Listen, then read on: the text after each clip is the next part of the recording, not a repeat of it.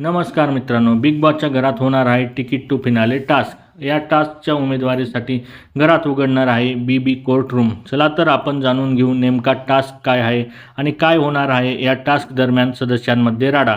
Big boss announce करतात की ticket to फिनालेसाठी घरात उघडणार आहे बीबी कोर्टरूम आणि सदस्य करणार आहेत एकमेकांवर आरोप.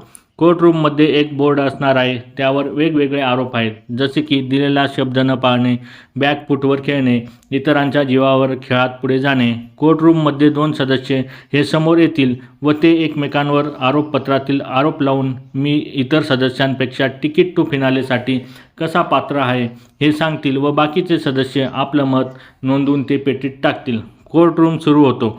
सुरुवातीला आपण बघू शकतो रेवा व तन्वी एकमेकांविरोधात उभे आहेत. तन्वी वकील बनली आहे व रेवा आरोपी म्हणून उभी आहे.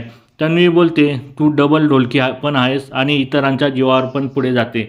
नंतर रेवा ही वकील बनते व ती तन्वीला बोलते, मला तिचा गेम फारसा दिसला नाही आहे. यावर तन्वी चिडते व बोलते, माझ्यामुळेच तू कॅप्टन झाली आहेस हे विसरू नको. दोन्ही सदस्य एकमेकांवर आरोप करताना दिसणार आहेत. यानंतर बाकीचे सदस्य या केसचा निकाल आपल्या चिठ्ठीत आपले मत नोंदवून व्यक्त करताना दिसणार आहेत. बाकीचे सदस्य आतमध्ये जाऊन आपले मत पेटीत टाकताना दिसणार आहेत व शेवटी अनुश्री बोलताना दिसते की मी रिजेक्ट करेल.